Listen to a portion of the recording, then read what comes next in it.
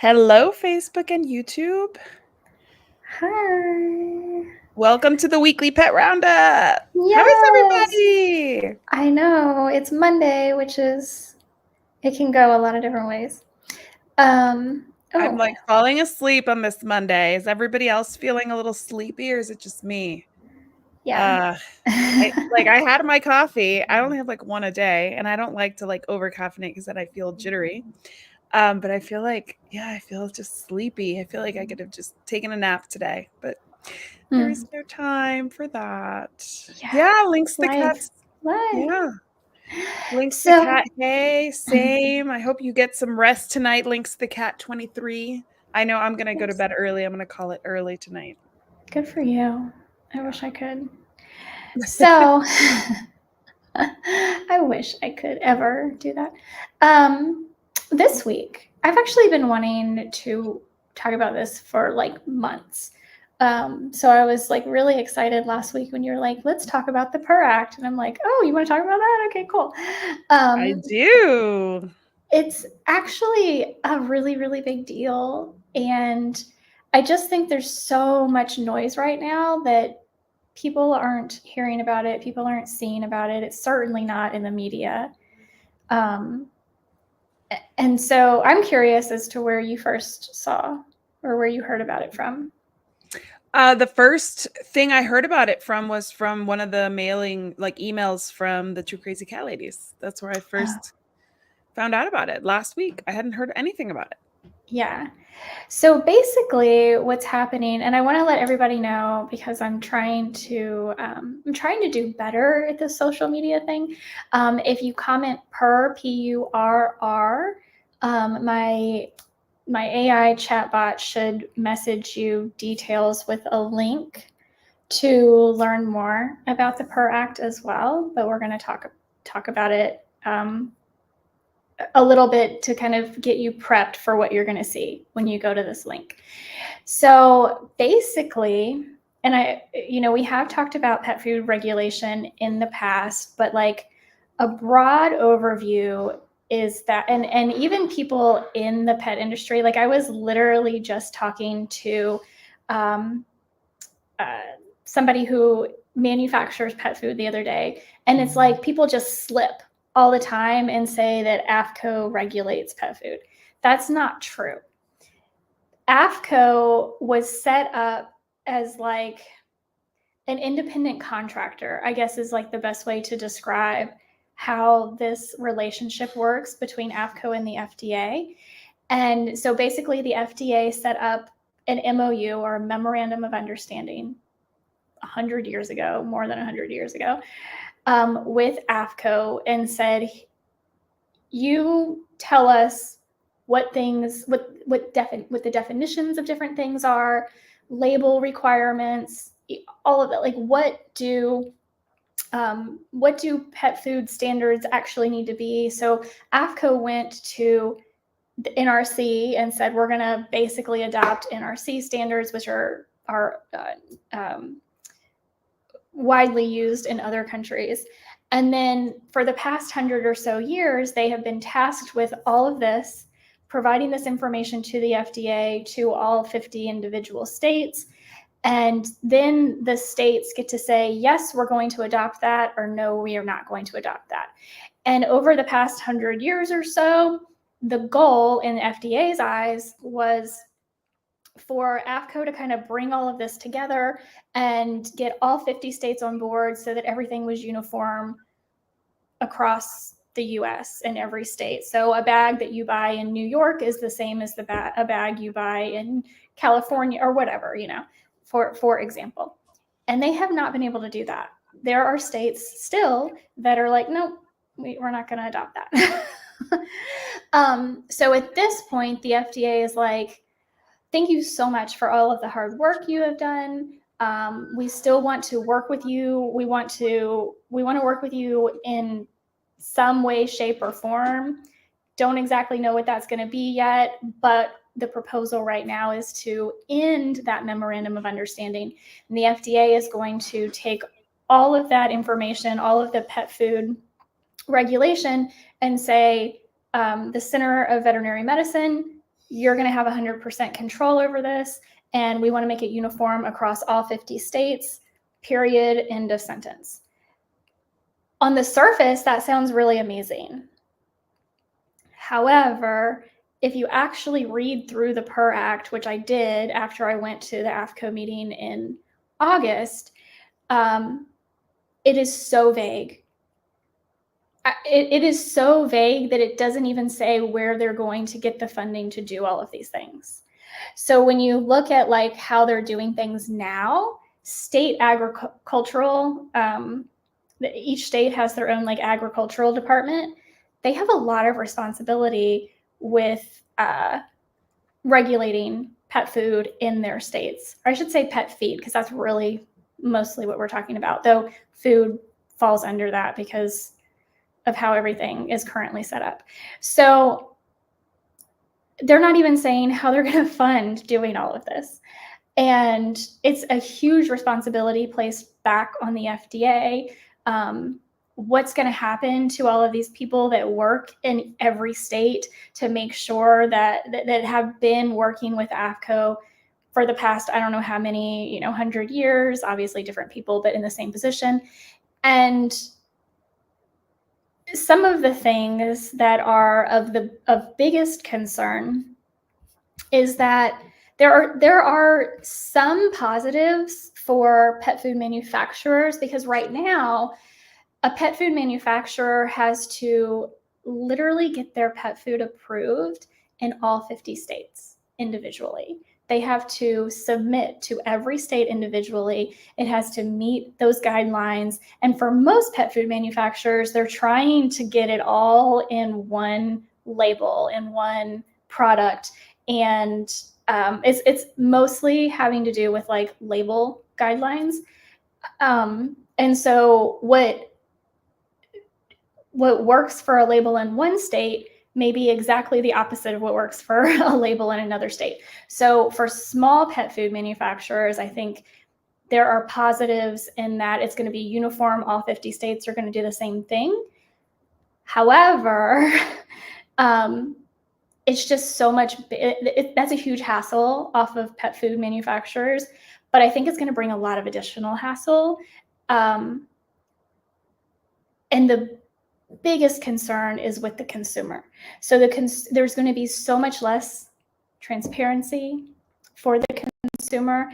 In fact, and I'm kind of pulling up what Susan Thixton says, because I was telling you before we started, I feel like she's one of the best people that kind of takes this government mumbo jumbo jargon and kind of breaks it down to where like the average pet food consumer can actually understand what's going on. And she's saying that the PURR Act is going to allow pet food manufacturers to list ingredients on the label that may not be included in the food, allowing ingredients to sometimes be present and sometimes not be present. They're also going to allow quality claims to be made on pet food labels that are not validated, such as human grade or like this is for urinary tract health for your pet. So they're going to be able to get like big pet, I think small manufacturers probably won't, like companies that you and I know and trust are not going to be partaking in this kind of misleading marketing, but big pet food for sure. Like this is a giant, like take all the chains off, let big pet food kind of do whatever the heck they want. Moving forward is how I see it. And it's really going to be detrimental. Like we're already at a point with, being a pet health coach and working with clients one-on-one, I see so many dogs and cats that are, for a lack of a better term, pet food injured. And it's going to make it that much harder for pet parents to actually know what they're buying and putting into their pets' bowls. Yep. Absolutely. Well, I kind of took over, sorry. No, you're fine. You're fine. So I'll just read so did you read from her? The PURR Act establishes the FDA Center for Veterinary Medicine as the sole regulatory authority over pet food for dogs and cats. What do you, Jessica, know about the FDA Center for Veterinary Medicine? I know that the Center for Veterinary Medicine is very very, how do I want to say this? Western. Like they have a Western mindset. So they're not interested in holistic modalities. They are very anti-raw food.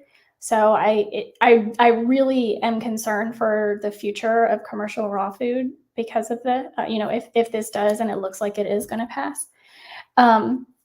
They are. So we were talking before we started recording. Pet food, PFI.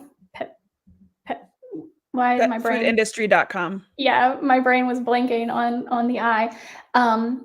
Also, so PFI is an organization where a lot of the big pet food manufacturers sit on the board. So Purina, Hills, Royal Canin, like they sit on the board and make decisions basically for PFI.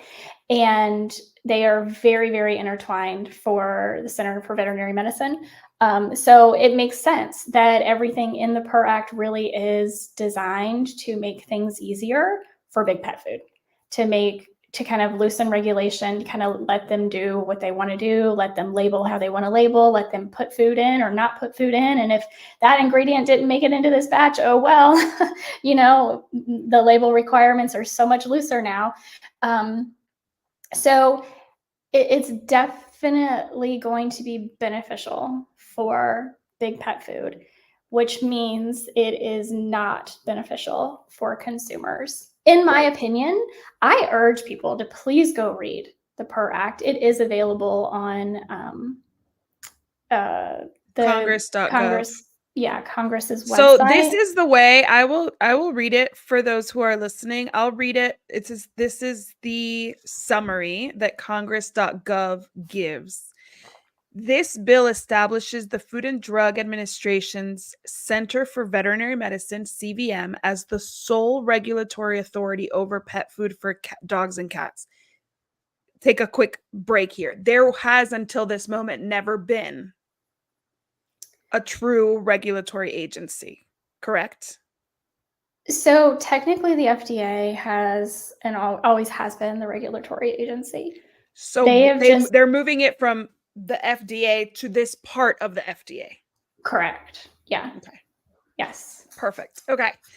It also provides certain flexibilities for pet food manufacturers with respect to the types of ingredients they may use and the associated labeling and marketing requirements. This is not from Susan Thixton. This is from Congress.gov. Mm-hmm. It provides certain flexibilities. Yeah. That does not give me the warm and fuzzies at all. Yeah. It continues. The bill specifies that no state or local government may establish, implement, or enforce any authority or requirement related to pet food marketing or labeling, and instead provides for oversight solely by the CVM. Additionally, the bill provides a presumption that pet food ingredients are generally recognized as safe. There is an acronym for that, GRAS. Yeah, generally recognized as safe. If they are recognized as acceptable per the Association of American Feed Control Officials and the CVM does not find otherwise. Manufacturers may voluntarily notify the CVM of ingredients that are considered generally recognized as safe, but that have not yet been specifically recognized as such. Somebody please make that make sense to me. I'm going to read that again. Manufacturers may voluntarily notify the CVM of ingredients that are generally recognized as safe, but that have not yet been specifically recognized as such. Yeah. That they used recognized twice to basically cancel each other out. Again, it's giving a huge amount of leeway to big pet food. Basically, like right now, if we think about if we take our pet food brains off and we put our human living in America brains on, and we think about the FDA, and we think about what we know to be true for drugs, for pharmaceuticals, right? Because that's the FDA, Food and Drug, right? Why they're in the same branch, I don't know. Well, I think we do know. But anyway, a pharmaceutical manufacturer can run their own studies, pick and choose the data, pick and choose the studies, and say, here you go, FDA. This is safe. Let us put our product through. We just paid off all these people, blah, blah, blah. Put our pharmaceutical through, and it goes through. In our food system here in the United States, it's an innocent until proven guilty, right, system with the FDA. So food manufacturers can put all kinds of chemicals and toxins in our food, and they do. And there are hundreds that are banned in other countries because they are known to be carcinogens, they are known to be toxic. But our food manufacturers still put them in our foods because no one has taken the money or the time to prove to the FDA that they are not safe. So basically, they apply the same system to pet food. Here you go, put it in there. The pet food manufacturer is saying, look, I promise you, this is generally recognized as safe. We're going to use it. And there you go. Ingredients that are considered generally recognized as safe, but have not yet been specifically recognized as safe. That's literally what the sentence says. The last thing is the bill also allows manufacturers to state without prior approval that their products, one, sometimes but not always, have certain ingredients, like you said, oh, this batch doesn't have this. The example they give is flavors. So you're buying like a bacon flavored kibble, but it may or may not taste like bacon. I mean, are you really going to verify that? No. Two, have certain health benefits. Example they give is tartar control. The other, what Susan Fixon was actually talking more about, like urinary tract health, et cetera, et cetera. And then the last one is, are human grade or natural if certain conditions are met. They can write that it's human grade, even though it's not, because nobody's really verifying that. Am I understanding that properly? Yep. Absolutely. Absolutely. We all know, I think everybody who like follows us and knows us knows that the word natural means absolutely nothing. So like as a consumer, you just look the other way. But human grade should mean something because the agriculture, the Department of Agriculture has established, right? Like these criteria. Yeah. So that for me as a consumer is a huge problem because I understand what human grade means. And now that definition that I've had forever does not apply anymore. Like we just got rid of it. Yeah. Yeah. Well, and the Center for Veterinary Medicine, in my opinion, I don't think, in our world at least, doesn't have a whole lot of trust. Like we don't have a whole lot of trust in them to begin with. From everything we talked about earlier this year, the literal over 1,000, well over 1,000 that we know of reports of pets being sick and very, very sick, and many that died. And basically the FDA coming out and saying, sorry, we can't prove that these pet parents are actually coming out with media stories saying pet parents are maybe not telling the truth. Like meanwhile, one dog, and granted, every single instance that an animal is injured matters. But in comparison, one dog gets sick off of a raw food and they freaking every media outlet all at the same time. Don't feed this food. Don't feed raw food. You know what I mean? Like it's very, very biased, very, very obviously biased. And so there's not a whole lot of consumer trust in them to begin with. I think generally speaking, outside of pet food, there's not a whole lot of consumer trust in the FDA. No, anybody who's has any understanding of the way the FDA works. And honestly, like I don't trust our government just because lobbying is allowed, right? Like that's really what it Yes. comes down to me. It's Yeah. like if there's money involved, money Mhm. talks and SHIT walks always. That is the case for every government agency, I believe, not just the FDA. The FDA unfortunately affects us more, right? Like Mhm. when the Daily, yeah. FDA, when like big chem, for example, like big chemical is like getting stuff through that is in our clothing, that is in our laundry detergent, that's in the thing that we clean up our babies messes with, then it's affecting us like right then and like right immediately, right? So Yes. food, drug, and all the agriculture, all of those, they affect our every single day life.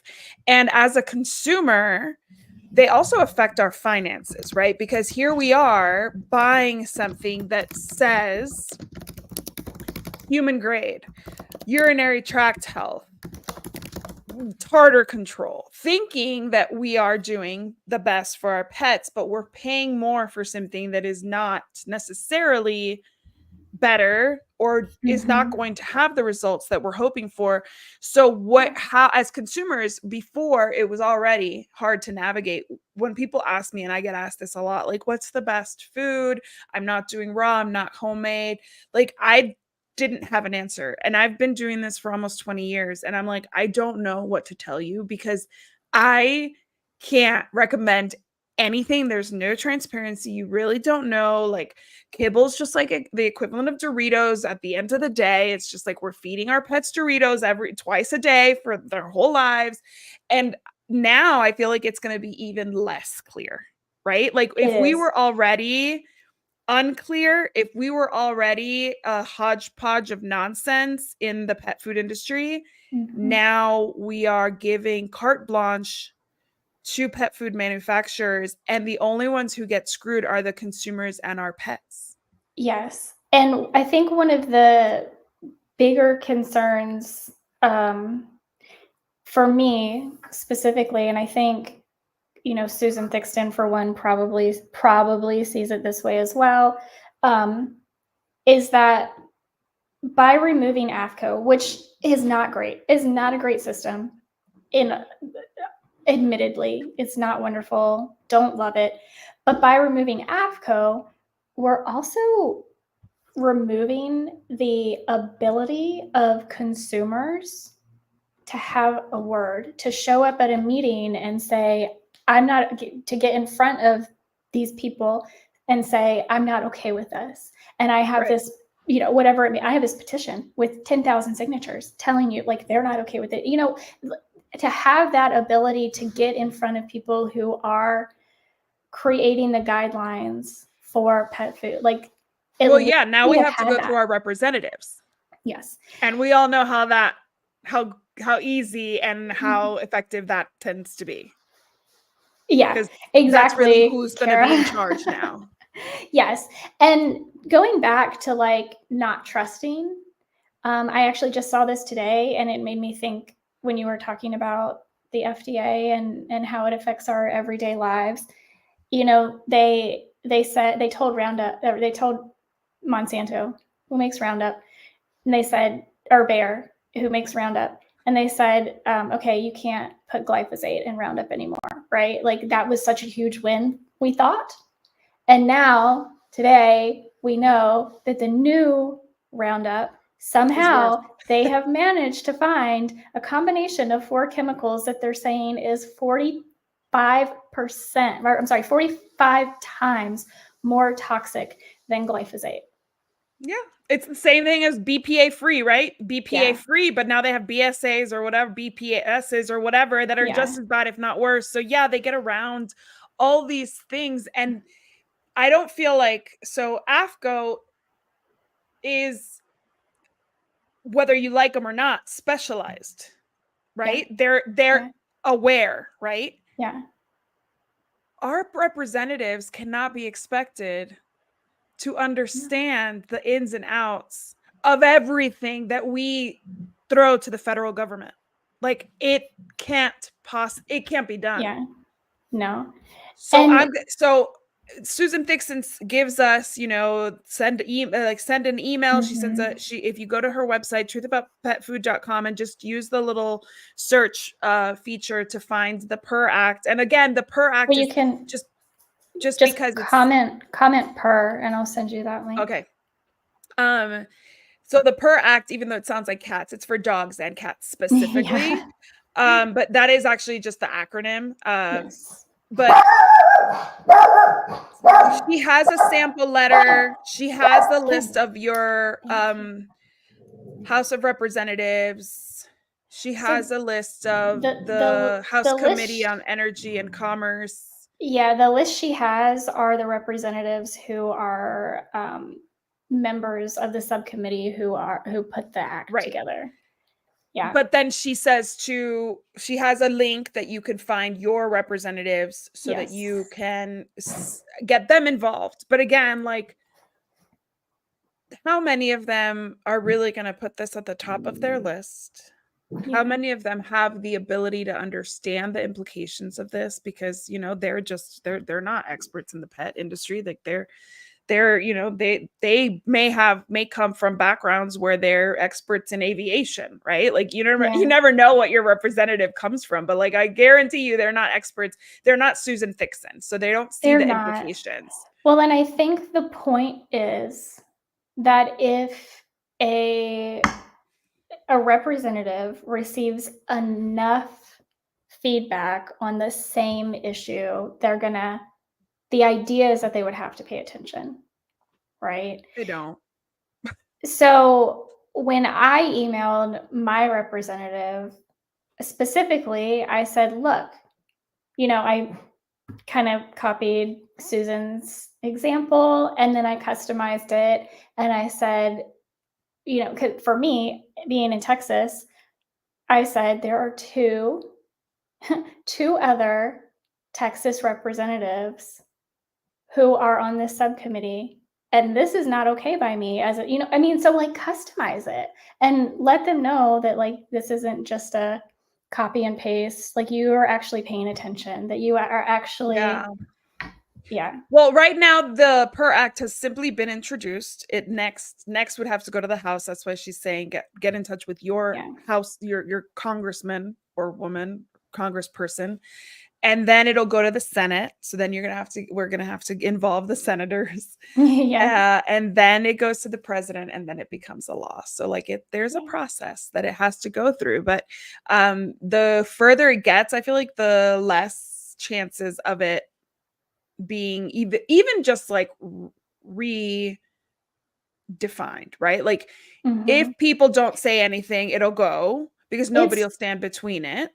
in my opinion, it's not ready, right? Like, Exactly. I'm not 100% against it because obviously we're not big fans of AFCO either. But it's not ready. The way it is written currently, it needs a lot of work. If they were Yeah. to pass this, I mean, it's just basically giving big pet food kind of carte blanche to do whatever the heck they want, in my opinion.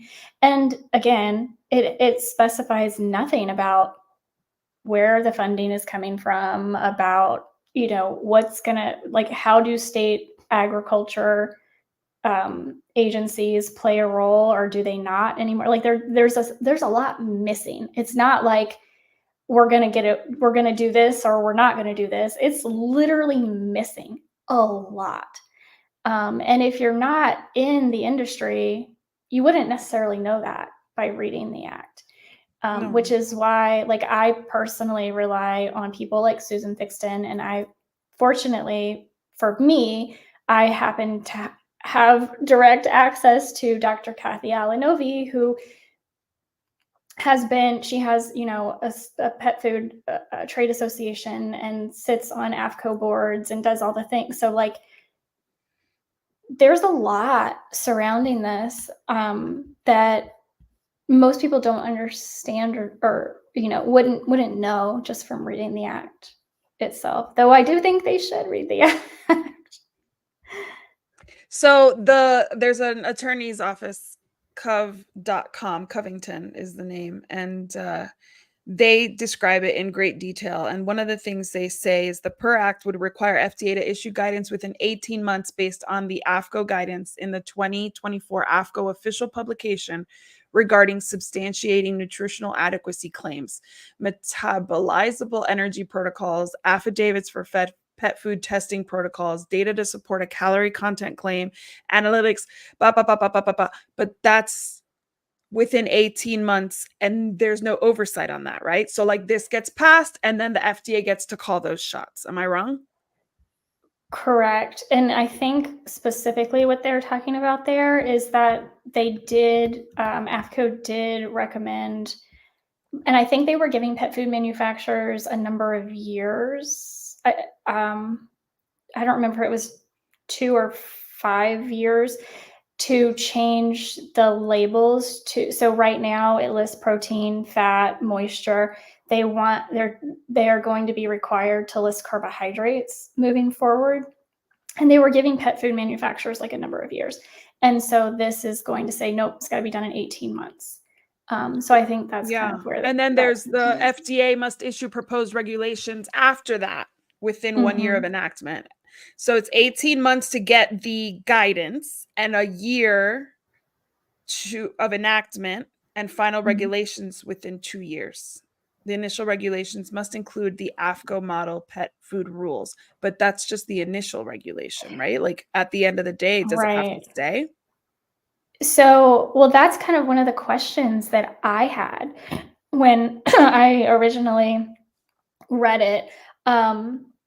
So I'll just read you one of the things that I emailed to Dr. Kathy. I said, it's also interesting how the act refers to replacing the patchwork of regulation while simultaneously implementing the AFCO 2024 publication. So they're saying this is horrible and it's patchwork, but this is exactly what we're implementing.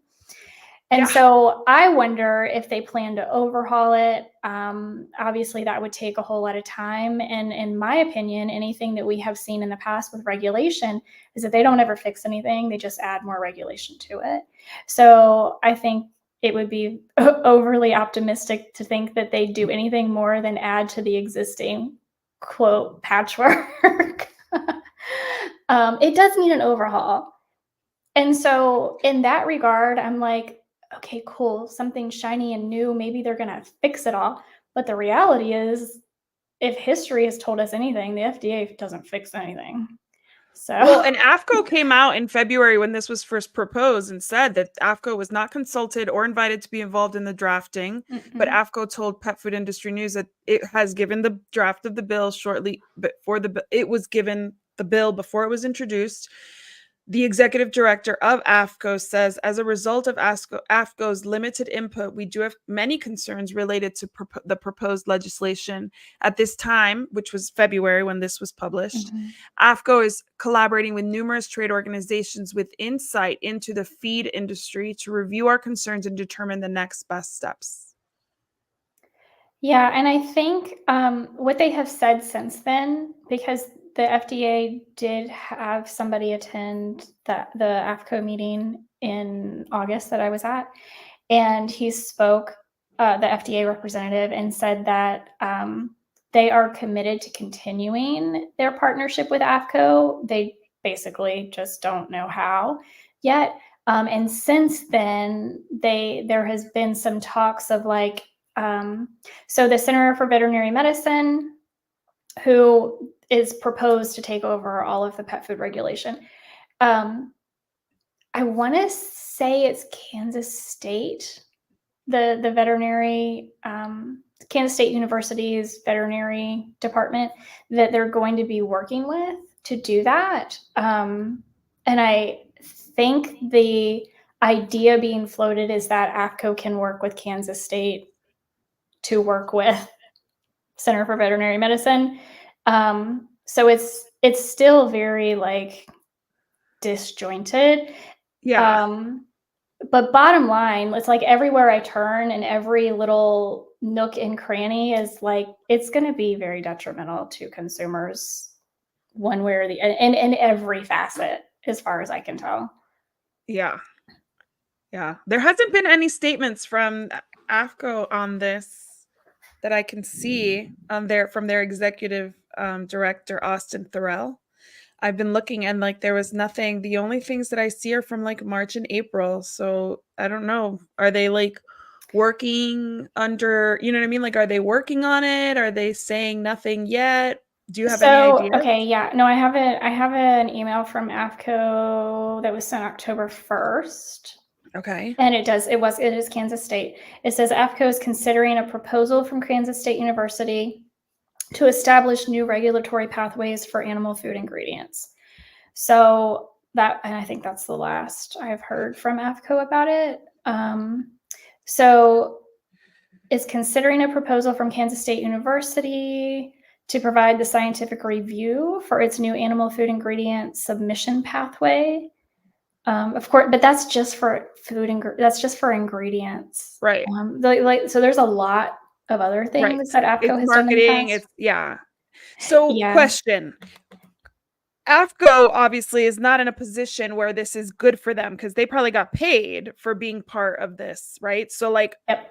on the other side of the coin, AFCO is going to be like, no, I don't want this just because like now I lose my third party status in this whole scenario.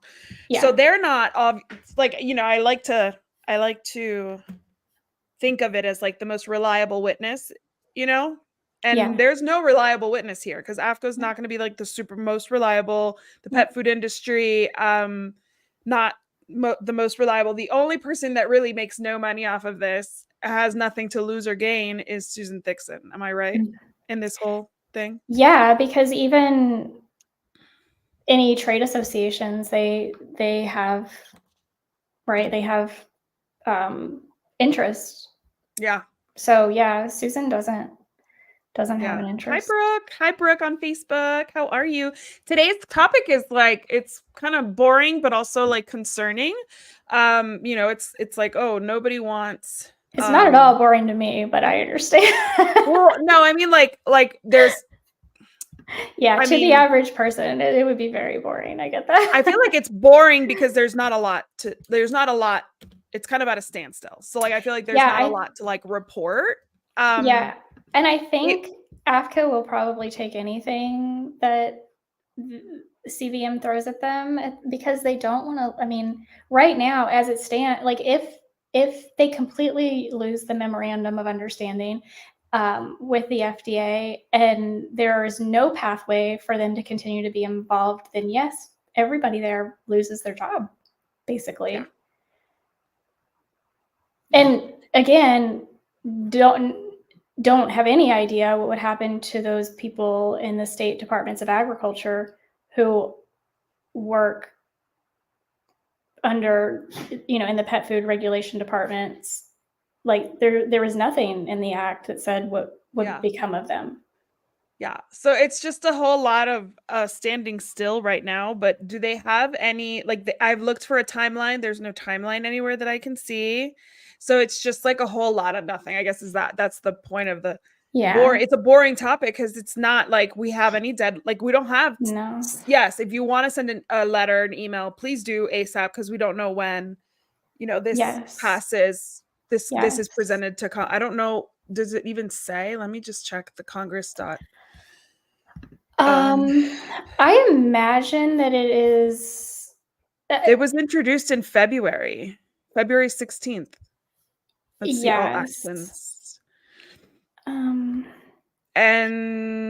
the last action is introduced to the House February 15th, referred to the House Committee on Energy and Commerce on the same day, and then referred to the Subcommittee on Health on the 16th of February. That's it. Like, that's all that's happened so far. Yeah. And I'm sure it's really difficult to get anything done right now with, you know, we're so close to an election looming. Yes. Yeah. It's either they're going to want to try to push anything through they can last minute between now and the end of the year, or not even the end of the year but I just don't think they're going to get anything through in the next week. So it will probably go to the next Congress. Administration. Yeah, the next administration, which I honestly, I'm of two minds on that too, because obviously not knowing who's getting in. who's going to win. And not to get political, but there is definitely, Dr. Kosher is saying regulation and law is not interesting to most people until it's either costing them money or impacting their needs. And that's the thing that I think this is going to impact consumers greatly, but they're not going to know. They're not going to understand how it's impacting Correct. them. Yes, exactly. That's and what I mean is boring because there's no updates. I don't mean that it's not important to discuss. Otherwise, I wouldn't have recommended the topic. But what I'm saying is, like it. Of course, it affects us, but nothing is happening. Yeah, so nothing is happening right when now. will this affect us? What's the next step? We have no information on that. Mm-hmm. So if you are concerned with what we've shared with you and what is available for us to read right now, then I would say don't wait. And then after the election, if there is going to be a change in your representatives because of this election, contact them as well. So keep on this, keep checking in with Jessica. I'm sure she'll share with you, but it's something that you probably need to do now. And then you may have to do again once there is a changeover in your district or in your state. So just remember that the timing is one that means that you might have to send a few letters, a few emails, and like Jessica said, customize it, share why you care. When I write to my representatives, I make it personal. And I, of course, I know kind of like if you're a Republican, what your values are. And I know if you're a Democrat, what your values are. They may be different in your mind. So appeal to those values, right? Like, you should know enough by being involved in politics, because as a voter, you are involved in politics, whether you like it or not. But knowing that, like, oh, this is somebody who's doesn't share my values, but we can come together on this one thing, right? Like, yes, because you and I are not the same, but this is important. This is why. Our food supply and our pets' food supply is not a partisan issue. So no, it's not a partisan issue. So I don't care if your representative, is somebody that you did not vote for. It is still important that they're still your representative. They are. Even though you did not wish for them to be, they are your representative. And as one of their constituents, they have to hear you out. Whether they I mean, there's a lot of automation these days, a lot of thank you for your email. Like, I get it. Yeah. But like I was campaigning, saying, especially if they're trying for re-election, they're out campaigning. They're not in the office. We all know that. Yes, Healthy Dog Workshop. Yeah, it's still in it's been in the subcommittee since February 16th, the day after it was introduced. Nothing has happened since. That's on congress.gov. So I mean, there's not much to discuss, but it is something that you need to be put on your radar. One of the things I like to do about things like that is I like to create a Google alert. And I really like it to be like a news source, not like, like some Amazon something. Or like I don't know. So make sure that it's the PURR Act. And if you go on congress.gov, it has, HR 7380, 118th Congress. You could put maybe that where you can better, narrow down the results, so you're not getting a million of nonsense. But I think it's really important for us to stay informed. This is just one of the things that, like, why everybody cares about the election, right? As consumers, these elections affect us. And I think not to get political in any way, shape, or form, because who I vote for is only for me to know. But when you opt out of voting, this stuff happens to you. So if there's anything we can say, Jessica and I agree on this 100%, is figure out who best represents you, best represents your interests, and go vote for them. And it's a presidential election, so that takes all sorts of attention from everybody, but your local representatives are impacting every single thing that happens to you, your family, your pets in your backyard. So it's not just about the representatives.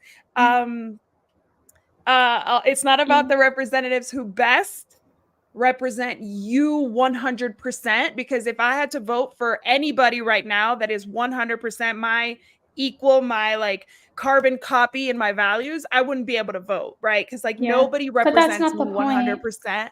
That's not the That's point. never the point. The point is if you know somebody is, is What gonna. what policies are going to make your life better?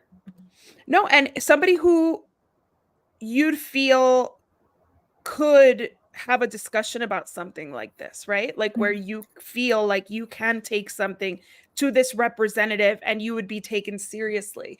If Yeah. that's not the other guy or the other girl, then go to whomever you think would be willing to hear you out, would be willing to, at least read your email, at least read your letter, at least have one of their staff members reach out to you, because there's a lot of people who make a lot of promises. And then when it comes down to it, they're not going to do anything for you. They're just in it for themselves. And that's Yeah. politics. That's the United States, specifically because of all the lobbying we allow. Mm-hmm. And until that changes, I'm going to be a cynic. That's just who I am and how I am. But like, Yeah. get No, out it's there and true. vote. Get Yeah. out there and vote. Like, there's no way Please. you can complain about anything that is happening in Congress if you did not vote for your representatives. Sorry. Yeah. There's a reason why, whether it's Congress or Senate, why a representative is paid like, I don't know, $150,000 a year, but they come out millionaires. There is a reason, and it's the lobbyists. So it is not a great system, but it's what we have to work with. Exactly. And so whomever you feel like will be less about the lobby and more about the people, if that's important to you, then go get out there and vote for them, because otherwise they're, and we're still, everybody's campaigning, everybody's spending the millions of dollars a day on ads. And at the end of the day, like, we need to get out there and vote for who we think best represents us and our families and our values and the issues that are going to affect us every day. And honestly, as pet parents, this issue has a really big impact on us. Like, to feel like you're buying something, thinking you're buying something, and then it's just crap. Like, think about you going to a Louis Vuitton store, purchasing a Louis Vuitton, and then it turns out it was made in China because nobody's regulating that. Like, can you like, that's the equivalent to me. It's like you go somewhere and you get a GE appliance, but it's actually not a GE. They just put a sticker on it. Like, that's really what this is equivalent to. So if you're a hard worker and you want to protect your money, your finances, and your pets, because this is food, this is literally their lifeline, this is what they eat every day, then this is a big deal. And if you're not angry already, like,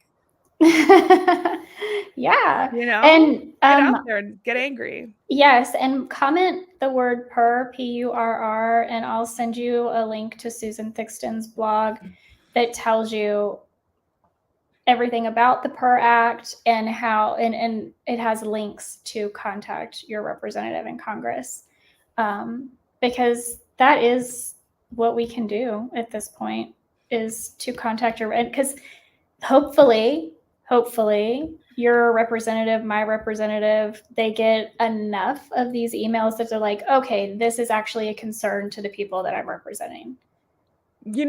I'm making a face because I feel like pet parents are not outspoken enough. I feel like they feel defeated a lot of the time, and they're like, it's not worth my time. So I don't have faith in us as a general group, the pet parents. I see it with kids too, right? Like, I see it with, it's not just pets. I see it with parents too. Like, we're so overwhelmed that it's just like that thing that never gets done. And like you said, most people don't even know this is happening. I'm in the pet industry. I have not heard about it until now, because I'm not in the food space specifically. I'm hearing all sorts of news, and this news just, did I see it somewhere and like not pay attention to it? Maybe, but like, that was the only time that I paid true attention to it was in an email from the two crazy cat ladies that said, and I think it was kind of I'm not saying that they're inflammatory in any way, but like, their email was kind of like a little kind of an urge, like this is a big Yeah, deal, right? Like it said it something is. that caught my attention. Yeah. But if they hadn't even Yeah. framed it that way, I still may Yeah. not know. Yeah, well, and Dr. Kosher is right. She says it's called fraud, and the pet food industry commits it every day. You're 100% accurate, which is why I, for the most part, I do still, my cats eat some canned food. And that is from companies that I don't know personally, but everything else that goes into my pets' mouths is only from a company that I talk to the people that make the food. Like, I don't, like that's just where I am in my journey. And I know most people aren't there, which is why I have to use my voice to let people know what the heck is going on and advocate for them to get involved, because it's not right. And it's not like I get it. Not everybody can do what Isabel and I do every day. And, you have your own life to live and kids to take care of and bills that need to be paid. And it's tough.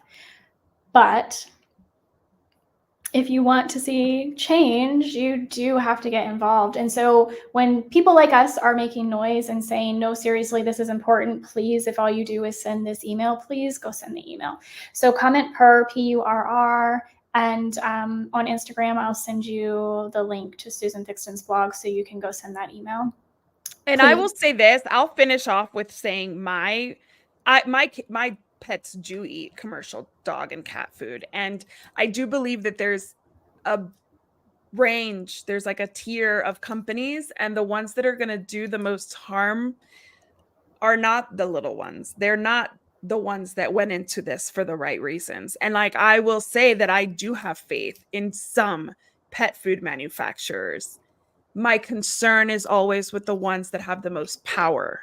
Those are the ones that I'm always like a little concerned by, because when you have that much power, that much influence, and that much to lose, right? Because you're looking at it's a business before it is anything else, right? Like for a small pet food manufacturer that went into it because their pet, passed away of a potentially preventable disease, it's very personal to them. But when you get to these huge conglomerates, it's very impersonal. And there tends to be like a disconnect between the consumer and the product, because all we want is the bottom line, right? So I do want to say that for me, the biggest concern is those conglomerates.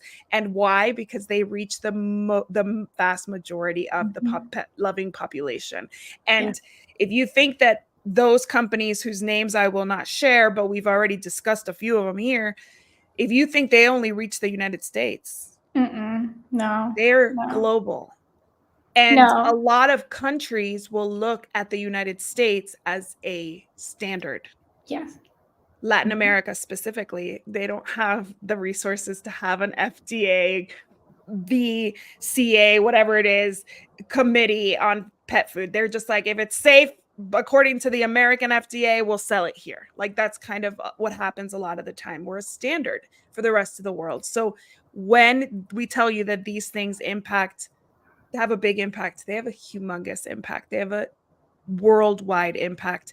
And for me, that's why I choose the smaller companies for my pets, because I feel like there's still that personal connection. There's still that goal of keeping pets healthy while turning a profit.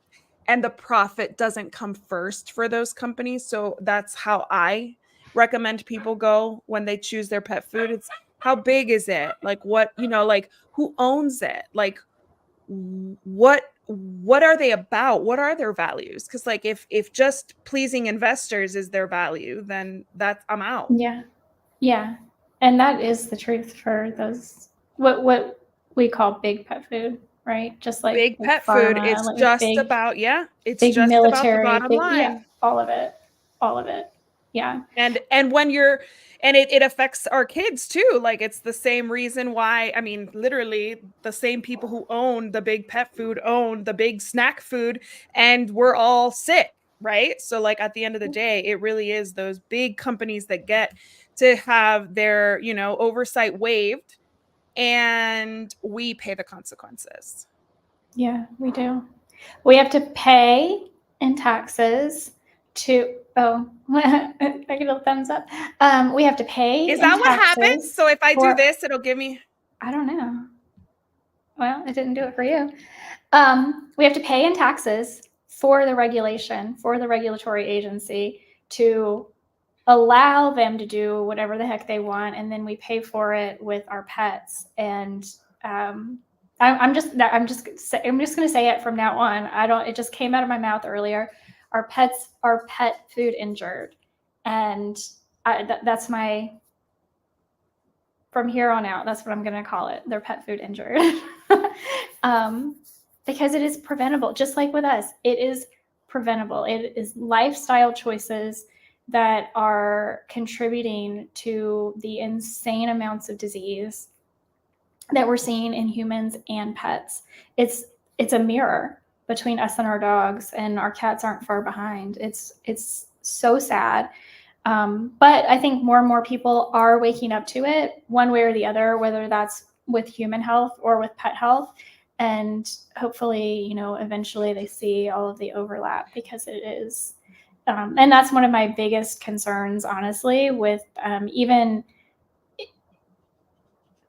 doing better in regulating the human food industry, is that if we don't do better in regulating the pet food industry at the same time, then we're just going to see more and more of the junk that they can't put in human food anymore. So let's just give it to the pets. Yeah. Yeah. Because that's what it Doritos, is. they're both Anyway. the same. Exactly. Yeah. I completely agree with you. I feel like at the end of the day, we are always going to be okay if we're educated, but then it's always the pet parents who aren't educated. And then you start They talking about suffer. socioeconomic levels and how those groups are more affected by these things because they have less education, less understanding. So this is also an accessibility, an equality, an equity Yes. issue, right? Like, Because you and I and everybody watching, it's our responsibility to act and to make sure our voices are heard for those people who don't have any idea this is even going on. We're not just protecting our pets, we're trying to protect their pets too. Just like as a parent, Isabel, I'm not, but I know you are. Any and everything you do to get involved to make your child's life better is going to trickle down to other people's children, and that's community, right? Like that, and that's what it takes. Correct. Absolutely. And yeah, and it's speaking out for those who can't. Like I'm thinking just in El Paso, like the level of education in just pet rearing is so much lower than when I was in Northern Virginia or when I grew up in Miami. And like, it's so unfair that these are the people who are working two jobs, because in El Paso, the socioeconomic level of the city in general is lower than Northern Virginia, one of the wealthiest counties in the country, right? And so these people are working two jobs. They're struggling to make ends meet. They're spending their money on this dog food for a dog that, that they're hoping to hang on to because they add so much to their life. And now the pet is getting sick. It's not getting the benefits of this urine health dog food that they invested in, and they're spending more money at the vet. And it's just like this vicious cycle. And it's so frustrating because they didn't know, they didn't have the time to do the research. They don't have, you don't know what you don't know, right? So they don't even know what questions to ask.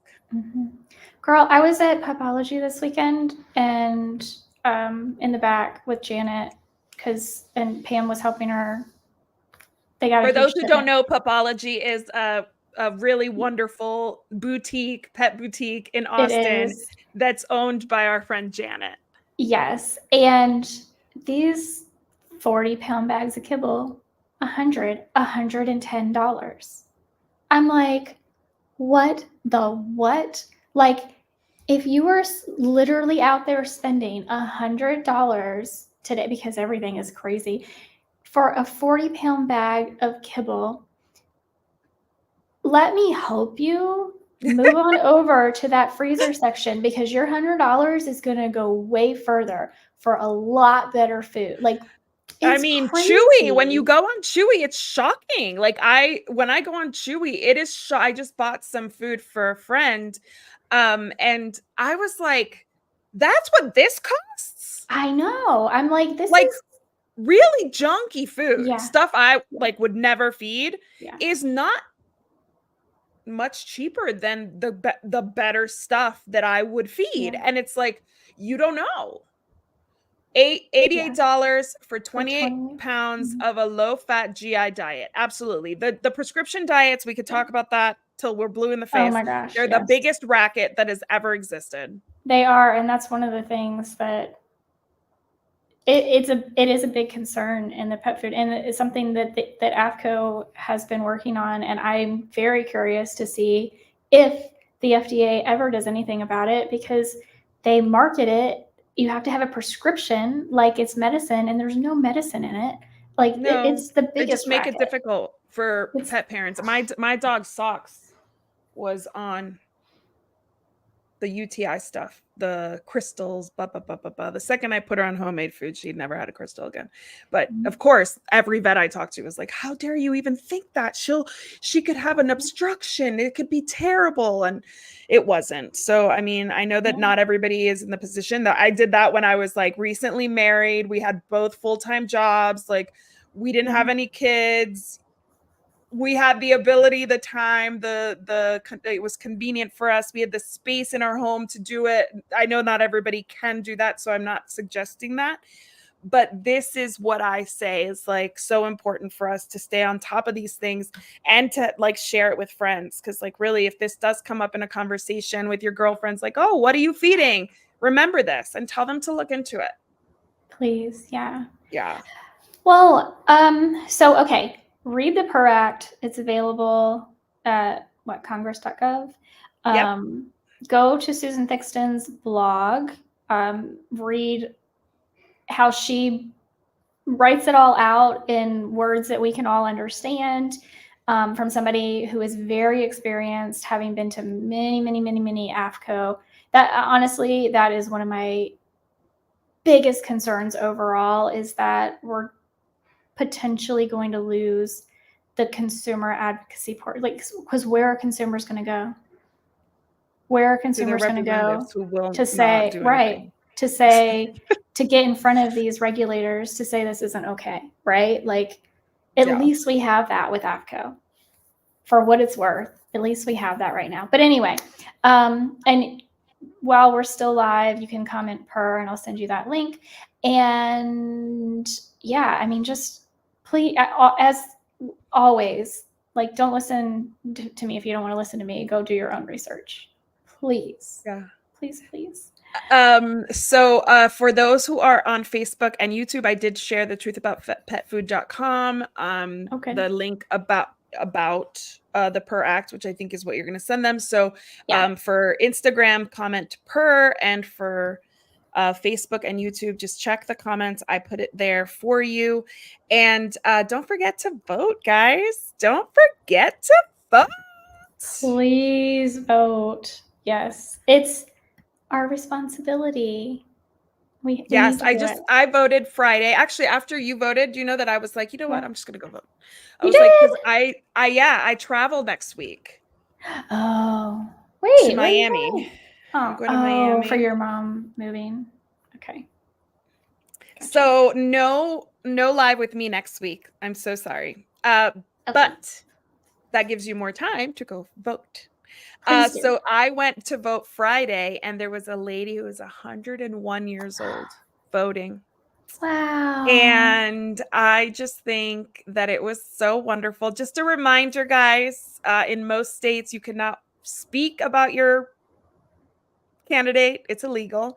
You cannot Oh, at go the polling station? Yeah, you who, can't. whomever, because Yeah. somebody walked out and screamed whatever candidate 2024, and I was like, you can't wear t-shirts, you can't Yeah. wear anything, just go demure and mindful Yeah. and place your vote, and you can celebrate outside however many feet, but just get there, because I mean, if this older woman, 101 years old, if she was able to vote, I think we can all vote. Her, I guess it was her daughter who took her, and she was still mobile, which is really amazing for 101. She needed Yeah. help walking and voting. But if she can do it, so can we. Yeah, absolutely. I'm glad I got it done. I won't have Yeah. to deal with it. Like, there was a line. We Mine was waited. really good. Mine was It a was like an Friday hour. evening. Oh, Mine was yeah. Friday evening, and I think I only waited like 25 minutes. But in Texas, November 1st is the last day for early voting. So mark your calendars, get out there. And if you have a YWCA close, that's where I vote. They usually have polling stations there. Yeah. Well, you can check, I don't know, just Google your state and early Yeah. polling and Go, yeah. or early voting. Yeah. Yeah. Yeah. And I think actually Google has them on maps. Probably. Yeah. Yeah. Yeah. Yeah. Polling station or polling. But Yeah. yeah. All right, guys. Please, please, please do all the things. Do all the things. Get We involved. will see you, I guess, on 2 weeks. do we want to do something on Veterans Day? Oh, there's a Veterans Day. I don't know what day it is. Hang on. Veterans Day is November 11th. I feel like it would be fun to go live and like talk about how to support veteran dogs because that is a Oh, really big and that's a important topic. yeah. It is. It's a very sad one too. Well, it's happy in that there are organizations that are doing all the right things for them, but like a lot of people don't know why you need to support these dogs. Like they don't know. I interviewed um uh uh uh, an organization that does this, but there are many. And like what I Mm-hmm. learned was like how much rehab a lot of these dogs need. Like it's not just they don't get homes or it's not just they get left in combat zones. It's that even when everything works out, like they bring them back, they Yes. have their handler from, their military handler wants to bring them. They have so much work to do that it's like prohibitive for the members of the military, and there's no like real protection for them even though they fight just as much and Yeah. just as hard, and they put themselves in just as much danger as our human military. So that's a really important topic that I feel like we said, like not everybody understands these ins and outs, and like if you're game, I would love to like discuss that and just give people some knowledge as to why it's important to support these causes. Sure. Sounds good to me. Sounds good. Awesome. Alrighty. Well, y'all have a great week. Please do go vote. Do it. Do it. Do it. Do it. Do it. And And we don't care who you vote for. Just I'm go not vote. telling you one way or the other. Just No. do it like Just vote. that. Yes, please. All right. Well, have a great week. Thanks so much for hanging out with us. And we'll talk Thank you to you in guys. 2 weeks.